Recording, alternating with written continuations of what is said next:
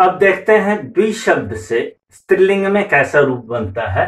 द्विशब्द है, द्वि नित्य द्विवचनांत है, यह याद में रखना है। इससे जब भी आएगी तो द्विवचन की विभक्ति आएगी। तो औ विभक्ति लाते हैं, द्वि औ हुआ। अजंत पुल्लिंग प्रकरण में आपने एक सूत्र पढ़ा है तेदादी नामः। तो तेदादी नामः सूत्र कहता है तेदादी गणपठी शब्द को अकार होता है, तो द्वि तेदादी गणपठी शब्द है, इस ई को अ किया था तो द्व बन गया था। वैसे ही यहां भी आप द्व बना लीजिएगा, औ हो जाएगा, द्व औ हुआ। अब यहां पर टाप कीजिए, यहां पर स्त्रीत्व विवक्षा में टाप करेंगे, द्व औ हो जाएगा, द्व आ औ। द्व वाले अ और आ को सवर्ण दीर्घ कर लीजिएगा, आ का सवर्ण दीर्घ से, तो द्व औ। इसके बाद सूत्र आया औ आपह, इससे औ को सी कर देते हैं, द्वा ई हो गया, गुण कर दीजिएगा, रूप बन जाएगा द्वि। द्वे द्वे, ये दोनों जस और सस में रूप बनेगा। इसके बाद भ्याम विभक्ति लाएंगे, द्वि को द्व आदेश हो जाएगा, द्व भ्याम, टाप कीजिएगा, द्वाभ्याम द्वाभ्याम द्वाभ्याम हो जाएगा। वैसे ही द्वि को द्व आदेश कर देंगे, द्व ओस होगा, टाप करेंगे, द्वा ओस हुआ।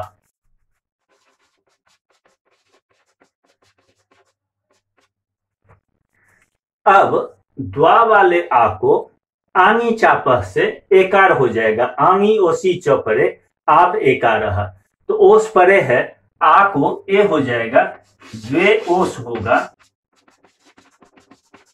एचो एवाय आव से अयादेश कर देते हैं, द्वयोस होगा, सौकुर्त विसर्ग करके द्वयोह रूप बना लीजिएगा। हो गया, यहां अयादेश कर लीजिएगा, याद रखिएगा, अयादेश होगा, सौकुर्त विसर्ग हो जाएगा, द्वयोह बन जाएगा।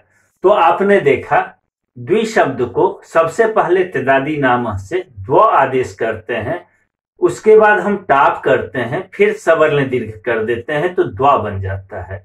उसके बाद औ विभक्ति लाते हैं, द्वा औ होता है, और यहां पर औ को शी आदेश कर देते हैं, शी में ई बचता है, गुण कर देते हैं, द्वे बन जाता है। तो जस और सस में द्वे द्वे, और तृतीय चतुर्थी पंचमी में भ्याम भ्याम भ्याम, द्वाभ्याम द्वाभ्याम द्वाभ्याम, और षष्ठी और सप्तमी में द्वयोह द्वयोह, ये रूप बना। इस प्रकार से द्विशब्द की रूप सिद्धि आपने देख ली। इसके बाद आगे चलते हैं, ह्रस्व इकारांत के बाद अब दीर्घ इकारांत शब्द की प्रक्रिया बता रहे हैं। गौरी, गौरी शब्द है, सुविभक्ति लाते हैं, गौरी सु हो गया। गौरी न्यंत प्रत्यय है, सिद्ध गौरादिभ्यश्च से सिद्धभ्यो गौरादिभ्यश्च नी स्यात्। तो गौरादि गण पठित है गौरी, इससे नीस हो जाएगा। वहां पर नर्तकी और गौरी, ये शब्द सब गार्ग्यायणी, नर्तकी, गौरी, ये सब शब्द बनाए हैं। आप आगे पढ़िएगा स्त्री प्रत्यय प्रकरण, तो वहां ये मिलेगा। यहां इतने ही जान लीजिए कि यह गौरादि का है, यहां नीश प्रत्यय हुआ है, गौरी सु हुआ। अब यहां पर सु में उकार की संज्ञा लोप कर दिया, सौ बचा। एक सूत्र बार बार याद रखिए, हल न्याभ्यो दीर्घा सुति से प्रक्तम हल, बहुत इंपॉर्टेंट सूत्र है। हलंत न्यंत और आवंत से परे सूति सी संबंधी अप्रक्त हल का लोप होता है। यह न्यंत है, नीप नीस नीन, यहां पर नीश किए हैं तो सौ का लोप हो जाएगा गौरी। इसके बाद गौरी औ, गौरी औ, गौरी जस, गौरियः रूप बनाते हुए जाइएगा। गौरी शब्द के ही समान नदी आदि दीर्घ इकारांत स्त्रीलिंग शब्दों के भी रूप बनते हैं। आपको मैं एक बार बताया था कि कैसे प्रथमयोः पूर्व सवर्ण से प्राप्त पूर्व सवर्ण का कौन कौन सूत्र निषेध करता है, बाधता है, और वास्तविक प्रवृत्ति उसकी कहाँ होती। उस प्रक्रिया को फिर से पुराने पाठ में देख लीजिएगा, संस्कृत भाषी पर लिखा भी है। तो यहाँ पर दीर्घात जसी च निषेध कर देता है औ में, और निषेध होने पर पुनः यण होकर के गौरियो बन जाएगा। ऐसे ही गौरिया बन जाएगा, वहां भी यण हो जाएगा। जैसे गौरी शब्द की सिद्धि होती है, ठीक उसी प्रकार से दीर्घ इकारांत अन्य स्त्रीलिंग शब्दों की भी रूप सिद्धि होती है। ऐसे ही लगाते हुए चलिएगा। केवल अंतर इतने होगा कि सु का जो लोप होता है, अभी आपको कहा मुख्य इंपॉर्टेंट सूत्र है, बहुत महत्वपूर्ण सूत्र है, हलंगाभ्यो दीर्घास्तुति से प्रथम हल, हलंत यंत और आबंत से परे लोप करेगा। जहां न तो हलंत हो, यहां स्त्रीलिंग में ये हलंत मिलेगा ही नहीं, यंत मिलेगा या आबंत मिलेगा।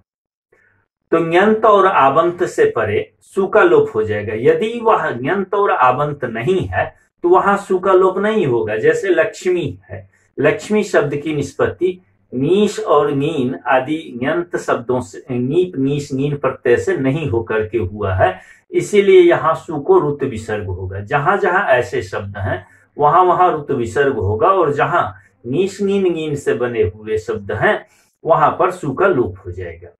यही अंतर है दीर्घ इकारांत में। ग्रंथ में कहा गया है एवं नद्यादयः, एवं नद्यादयः, इसी प्रकार नदी आदि दीर्घ इकारांत शब्दों की रूप सिद्धि होगी। लक्ष्मी विसर्ग देकर के यह सिद्ध करते हैं कि यह यंत नहीं है, इसीलिए सु का लोप नहीं होगा, यहाँ सौ को रुत विसर्ग हो जाएगा, लक्ष्मी बनेगा।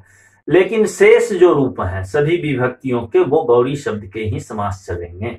एवं तरी तंत्री आदयः, इसी प्रकार तरी तंत्री आदि स्त्रीलिंग दीर्घ इकारांत शब्दों की भी रूप सिद्धि होगी। अभी तक हम लोग न तो स्त्री ये बार बार कहते थे। जब भी नदी संज्ञा करने के लिए चलते थे तो वहां पर न तो स्त्री यह आपको बार बार सुनने को मिला होगा। न तो स्त्री का मतलब है न तो स्त्री, जो निषेध किया जा रहा था, अब वही स्त्री शब्द की रूप सिद्धि सामने आया है, उसकी रूप सिद्धि को पढ़ते हैं। थोड़ा सा अंतर आएगा। स्त्री शब्द है, सुविभक्ति लाते हैं, यहां भी नित प्रत्यय है स्त्री में, इससे परे सु का लोप हो जाता है, स्त्री ही बनेगा प्रथमा एक वचन में, स्त्री। लेकिन संबोधन में संबुद्धि का जो सु होगा वहां अम्बार्थ नदी और ह्रस्व से नदी संज्ञा होने के बाद उसको ह्रस्व हो जाता है। यो स्त्रियाख्यो नदी से इसकी नदी संज्ञा हुई, इस दीर्घ इकार को ह्रस्व इकार हो जाता है, तो रूप बन जाता है हे स्त्री। हे स्त्री संबोधन में रूप बनेगा। यही दो उदाहरण दे रहे हैं, स्त्री प्रथमा एक वचन का और हे स्त्री संबोधन में। इसके बाद सूत्र आता है स्त्रियाः। स्त्रियाः कहता है अस्य इयं स्यात् अजादौ प्रत्यये परे। स्त्री शब्द को इयं आदेश होता है अजादि प्रत्यय परे होने पर। अब अजादि प्रत्यय के बारे में आप जानते होंगे, सु को छोड़ देते हैं, औ जस में अस, अम, औट, सस में अस, भ्याम, भीस, भ्यस, इसको यदि छोड़ देते हैं, आपको बताया था और आप अब तक खूब बढ़िया से जान गए होंगे कि कौन कौन अजादि प्रत्यय है। तो जहां अजादि प्रत्यय आपको मिलेगा वहां पर स्त्रियाः से इयं आदेश हो जाता है। जैसे स्त्री है, औ है, अजादि प्रत्यय में ही बहुत ज्यादा झंझट है, नसी नस में और आजादी में। तो अजादि प्रत्यय को समझिए, स्त्री औ है। अब यहां सूत्र आया स्त्रियाः, कहा स्त्री शब्द को क्या हो जाए, इयं हो जाए। इयं ऐसे हुआ।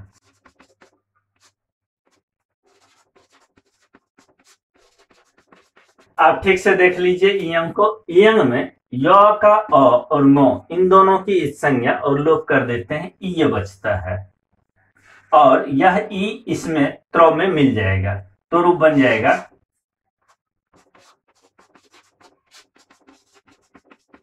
स्त्रीय औ।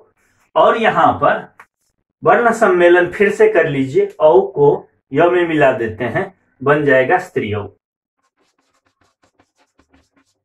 बहुत ही आसान है।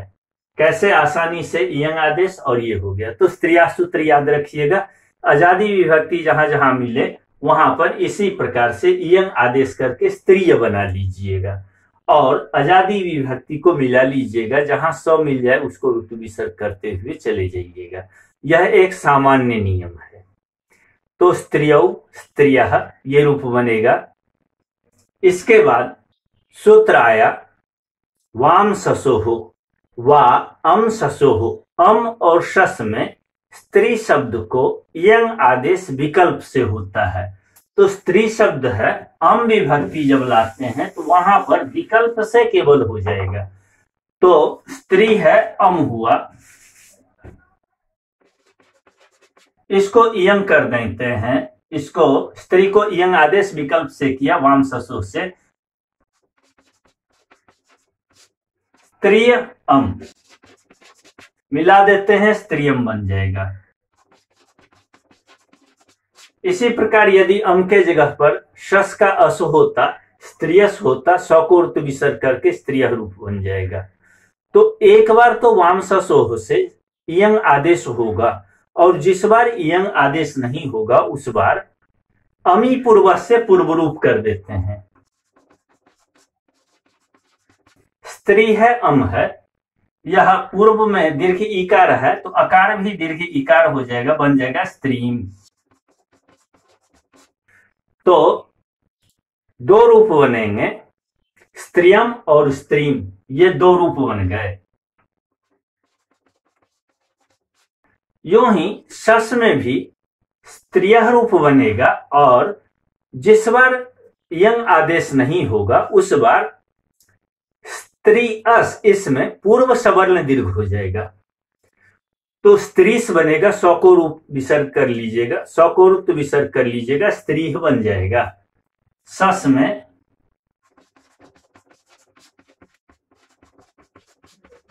ये दो रूप बनेगा। तो वाम ससोह विकल्प से करेगा, केवल आजादी विभक्ति में वाम ससोह दो आजादी विभक्तियों में विकल्प से करेगा। अन्य स्थान पर स्त्रियाः से नित्य ही यंग आदेश होगा। स्त्री है, टा है, स्त्री टा, उसको स्त्रीय आदेश हो गया, स्त्री आ स्त्रिया हो गया।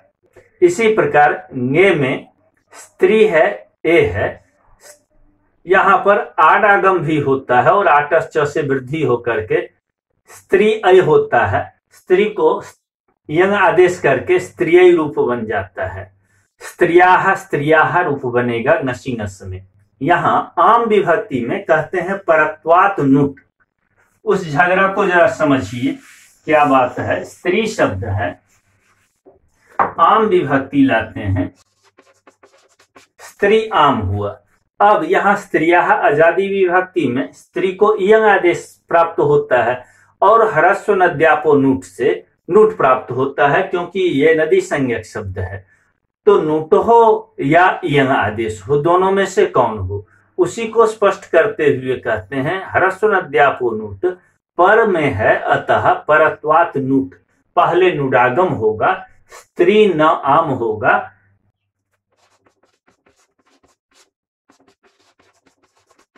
और यहां पर नकार को अणत्व कर दीजिएगा, आठ को पांग व्यवाय पी से स्त्रीणाम रूप बन जाएगा।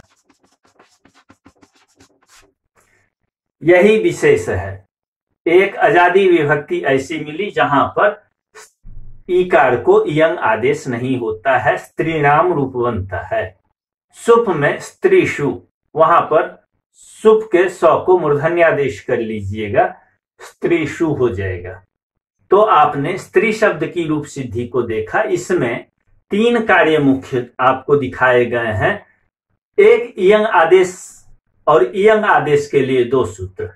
आजादी विभक्ति परे रहते स्त्रियाः से इयंग आदेश, और अम सस परे रहने पर वाम ससोह से इयंग आदेश, वैकल्पिक इयंग आदेश आपने देखा। और आम विभक्ति में परत्वात नुट होगा, वहां आजादी विभक्ति होते हुए भी पर होने के कारण नुट का आगम होने से स्त्रीनाम रूप बनेगा, वहां पर इयंग आदेश नहीं होता है।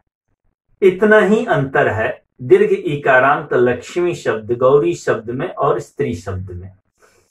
तो आप और जो भी प्रक्रिया है आडागम की, आटस च से वृद्धि की, वो सारी प्रक्रिया यहां भी होती है, यहां भी होगी। अपना रूप बनाते हुए चले जाइएगा। इसके बाद श्री शब्द आता है। श्री, श्रियौ, श्रियः। श्री शब्द है सुविभक्ति लाते हैं, श्री सु हुआ। यहां एक प्रसिद्ध श्लोक मिलता है, अभी तंत्री तरी लक्ष्मी धी ह्री श्रीणाम उनादिषु सप्त स्त्रीलिंग शब्दा नाम न सुलोपो कदाचन। तो श्री शब्द भी उसमें है, याद रख लीजिएगा। इतने स्त्रीलिंग शब्द हैं, 7 स्त्रीलिंग शब्द हैं जिसमें सु का लोप नहीं होता है। तो यहां पर सु का लोप नहीं होगा, स्व को ऋत्व विसर्ग होकर के श्री रूप बन जाएगा। श्री है औ है, श्री है औ है। यहां पर अचिष्णु धातु भ्रुवाम युवोर यंग से यंग आदेश हो जाता है। दीर्घ ईकार को ह्रस्व ईकार लिख लेते हैं इयं, और यंग में अकार नकार की संज्ञा होती ही है। औ आकर के मिल गया, रूप बन गया श्रियौ। इसी प्रकार श्रियः भी रूप बनाइएगा, वहां भी अचिष्णु धातु भ्रुवाम युवोर यंग से यंग आदेश कर दीजिएगा। श्रेयस होगा, सौकुर्त विसर्ग करके श्रियः बना लीजिएगा। तो श्री, श्रियौ, श्रियः ये रूप बना।